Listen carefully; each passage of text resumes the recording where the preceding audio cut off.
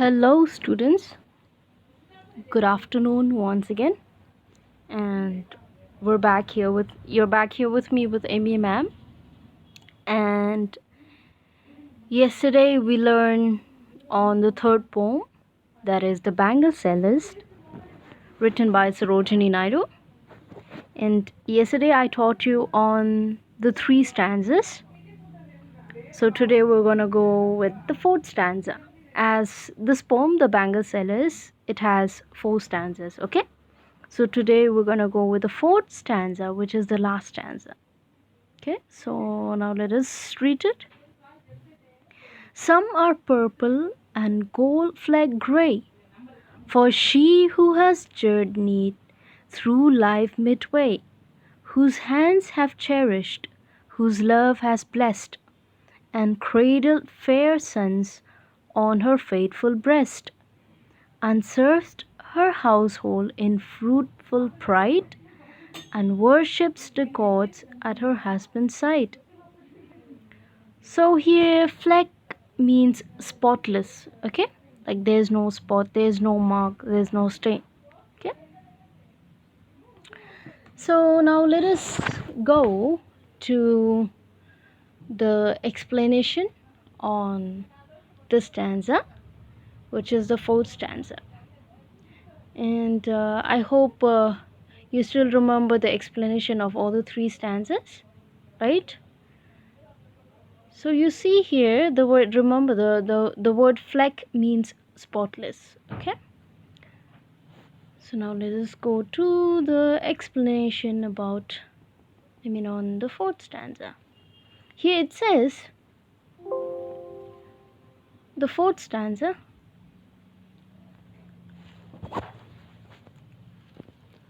Some bangles are of purple color and some are grey with spots laced on them. These bangles are meant for women who have passed the youth of their lives or middle age. These bangles are meant for hands which have taken great care to bring up children and have taken care to look after every needs of the household faithfully and worshipping the gods along with the husbands. Such a woman is truly deserving of the purple and gold flecked grey bangles in her eyes. Now let us look at the poetic devices that we can find in this stanza. You see the word there? Cradle for fair sons on her breast. Okay, that is an imaginary. So the imaginary here, it shows that she has borne sons and nourished them and cradled them very closely, holding towards her breast. It denotes that she has diligently performed her duties as a mother. See, as a mother, she's taking care of her child. And you see, especially for the small new baby born, the mother always keep that baby close to her breast and used to breastfeed them, right? Okay. Now let's go to the next, which is the analysis. Now, therefore, this poem shows us the various stages of woman's life. Okay, not wife there, it's woman life, and attempts to represent the Indian culture and the role of the bangle sellers in the traditional setup. So here this post or the poet also takes, okay, he also talks about the roles and the responsibility, the anguishes and the happiness, the key, not the lay there, the key and the cheerfulness of the Indian woman bangles. And here they said that these bangles, they are not just ornaments that the woman wear, but it is also a sign or a symbol of the mental, means the way how they think, the mental state, and the outside representation of the states of minds. See, if you remember, it also shows about the happiness, the sadness, the tears, right? So those are the states of minds, okay, which are the feelings. Now, as the poem was written in the pre-independence era, when India was under British, okay, pre-independence, it didn't get the India, it hasn't got its independence yet, so that's why it's called pre-independence, which we still fall under the British, okay. So the poetess wanted the real thing to drive the poetess want us, the Indian people, to come out of the British rule. So the different colors of the shining glass bangles not only make it a sight of beauty. See, it doesn't, see, for those women who wear the bangles, it doesn't simply shows about the beauty of those bangles, but it also the representation of what India truly is, diverse yet one. See, if you remember, we always say that India is a land of diversity, which means it has a different culture, different caste, different creeds, right? All those. That's why it is called as the diversity. Okay. So India need to be strong enough in order to make the British rule to quit from our country. Now next, let us look at the theme of the poem. The setting of the poem is at a temple fair, which means it happened at the temple fair where these bangle sellers, they call out to the customer or the people to tell them to come and have a look at their bangles, and if they like them they can buy them for whom? For the daughter and wives. So the title of the poem is justified here.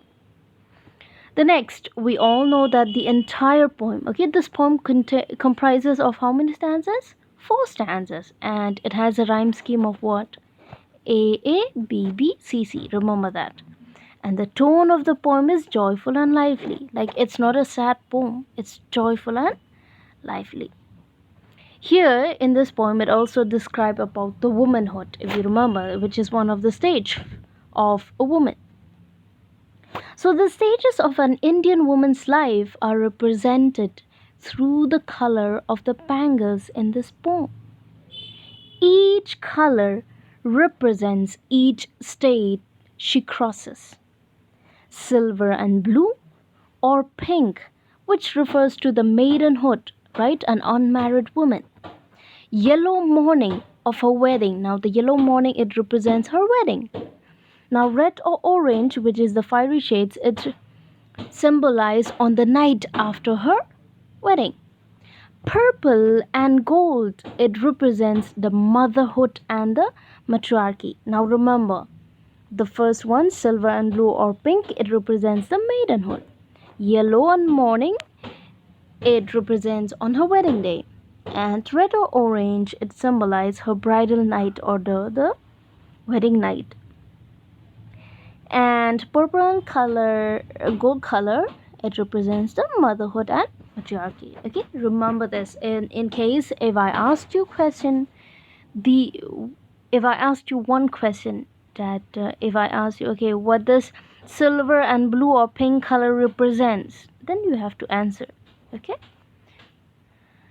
Now next, let us look at the colorful imaginary. See, if you remember, the poetess has 2 or 3 lines in the stanza that she imagined, right? So here, Naidu, she incorporates the nature and various hues of nature because she wants to present her subject matter, the main subject or the matter that she talks about. She covers all the kinds of color to present emotions like hope, happiness, desire, love, and pride. The after effect is a rainbow encompassing the different emotions felt by a woman in each passing phase of her lives. So if you see, like there are so many colors that have mentioned in this poem, so these different colors, the poetess together, she talks about the rainbow, okay, which is the different colors that the woman passes through each phase of her life. Now let us see about the patriarchy. Now, as you see here, although it is only alluded to in Nuance Toast, the patriarchal ideology lurks beneath the surface of the poem. Here, Sarojini Nadu, she went underneath the poem. The women are described as either happy daughters of or happy wives. Every phase she passes is referred to by a man in her life: father, husband, sons. Right? Now, if she mentioned daughters, which means the daughter has a father. If she mentioned wives, mean the wives has a husband. Right? So every phase she passes is referred to by a man in her life, be it a father, a husband, or a son. Now, the woman in this poem is fit into boxes that limit their existence to being a possessed object of patriarchy, which means patriarchy that refers to a male. He's also, though he is not really mentioned in this poem, but he played a particular role. Now, even if this poem is ironic, it still discusses the ideas propagated by the patriarchal society. Now, we all know that in some particular states of India, usually the people look up, all of us look up at the men, and we usually look down at the woman. So that is called the patriarchal society. Okay. Now, let us look at the tone of the poem. The tone of the poem, as I mentioned earlier, it is joyful and lively, and each stanza has a certain tone. The first recalls the cry of the Bangle sellers. See, in the first stanza, it mentions about the Bangle sellers who call out the customers. And next, the second and the third stanzas, it talks about the happiness and the lively energy of the woman.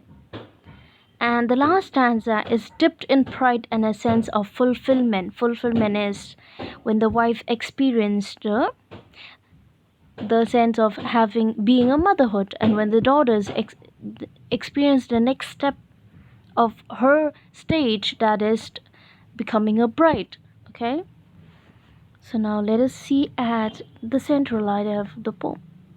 The bangles are representative of a woman's life, and each color or type of bangles represent the Indian woman's life from the puberty, which means the adolescence, to the midlife. Okay, now let us look at the conclusion.